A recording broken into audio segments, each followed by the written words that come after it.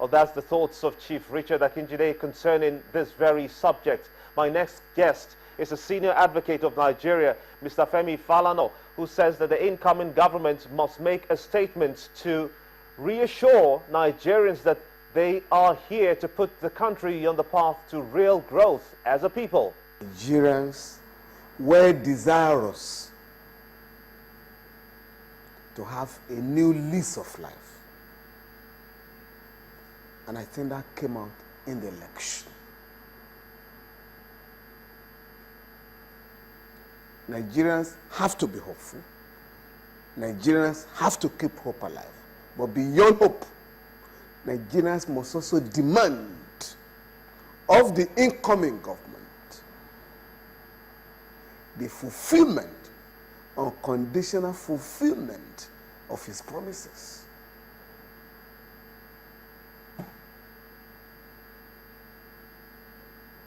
In the area of our integrity as a people, the unprecedented wave of corruption has exposed the country to ridicule before the Committee of Nations. So if a government is promising to tackle the menace of corruption, Nigerians have to insist that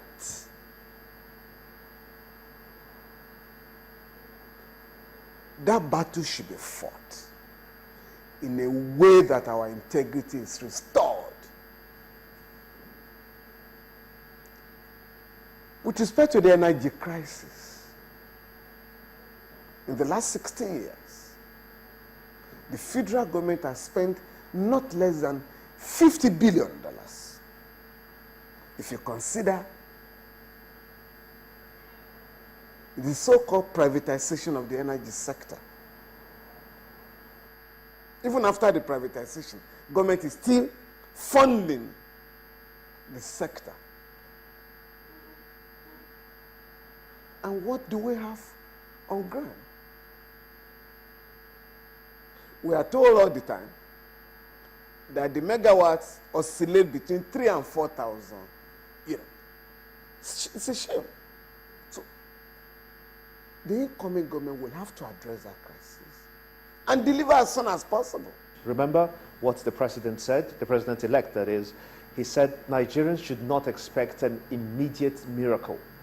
I can understand that because Nigerians are extremely patient people. Nigerians are going to give the government enough time until they become convinced that the government is serious or not serious to address their problem. Nigerians are very understanding, very patient, sometimes to the level of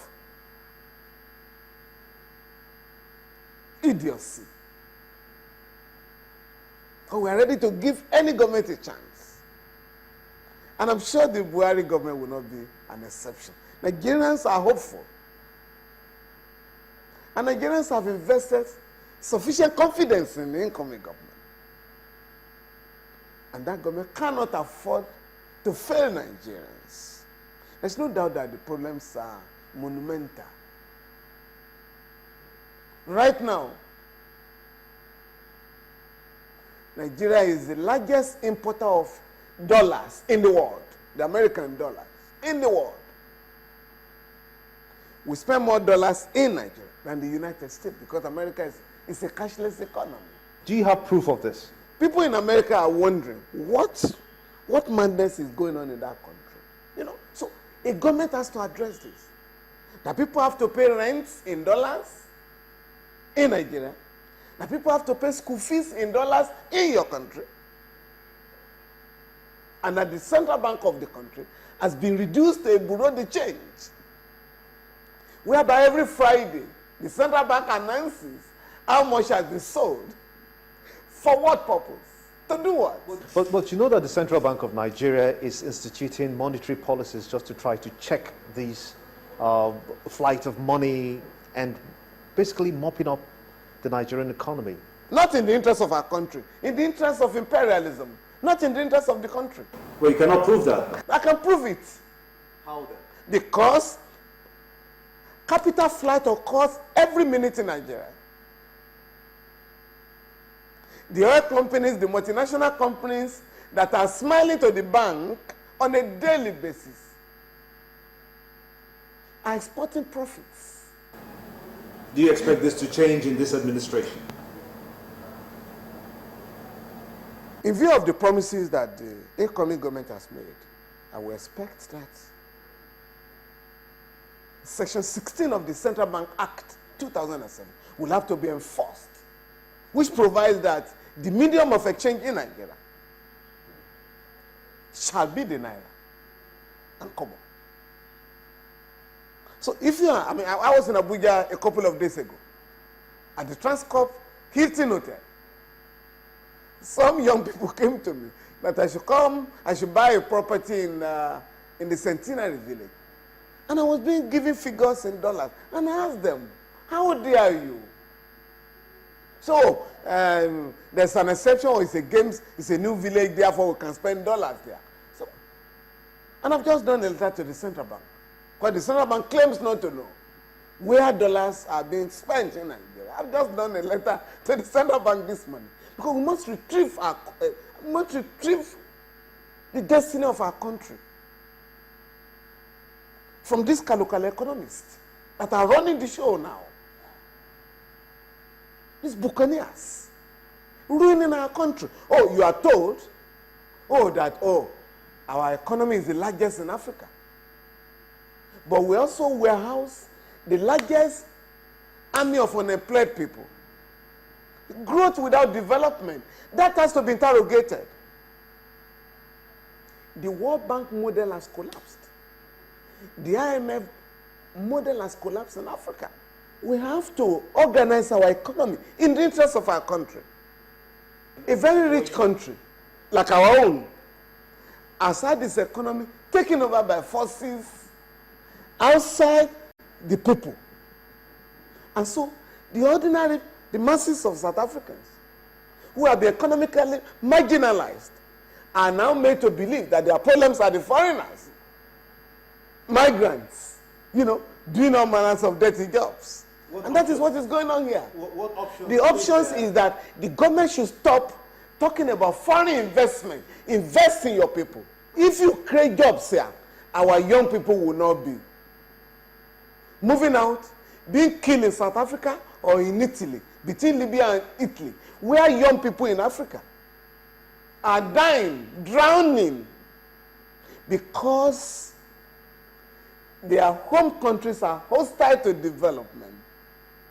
And the point I'm making is that the Chinese economy today is the fastest growing one in the world. It has less than 4% foreign input. Here you are being told, we must have foreign investors every day. No foreigner is going to develop your economy for you. The Nigerian people have to be mobilized. Our human and natural resources, which are in abundance, will have to be husbanded by the government in the interest of the Nigerian people. So says the Constitution. Section 16 of the Nigerian Constitution says that the Nigerian economy shall be controlled to promote happiness for our people. And the government will not hand over the economy to a few people or a small group. It's in the Constitution. I didn't write it. What do you think But what has happened? You only hear of liberalization, privatization, and what have you. When you sell the commonwealth, when you sell the assets of the country to a few people, how can the majority be happy? How can the majority be happy? That you have been exploiting oil for 50 years, and we haven't developed the petrochemical industry.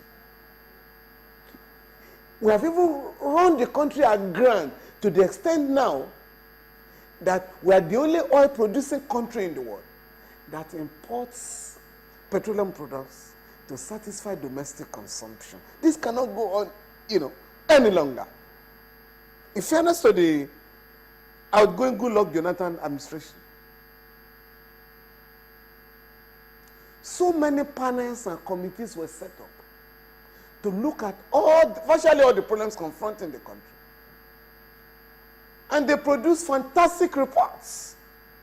Some of the recommendations are not just reforming, they are revolutionary. But the government couldn't muster the political will to implement those recommendations. I do hope that the incoming regime will look at some of those reports. I have drawn the attention of the government to this unfortunate development. Nothing has been done. None of them has even been declared wanted. So we have a culture of impunity that has become the order of the day. People are killed daily, even animals. When you kill a dog or a goat,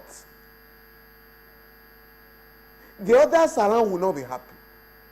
Now human beings are killed and nobody bothers. So there's no evidence that there is a government in place. If the most important human right, the right to life, is taken so cavalierly, what do you expect? So any new government must ensure that we restore our lost values. How can Nigerians become once again their brothers' keepers? How are we going to rise up as a people once again to see injustice to one as injustice to all of us? How can we once again get every kid of school age to go to school in Nigeria? Otherwise, we're not going to make progress. Interesting on Roadmap, as you just saw, there never is a dull moment, an interview twist towards agenda setting. But of course, you would expect that too with a government to be sworn in, change of power or not. And that's how it's been on the show. Join us again, same time next week for a fresh package. Keep the tweets coming. It's Roadmap. Bye for now.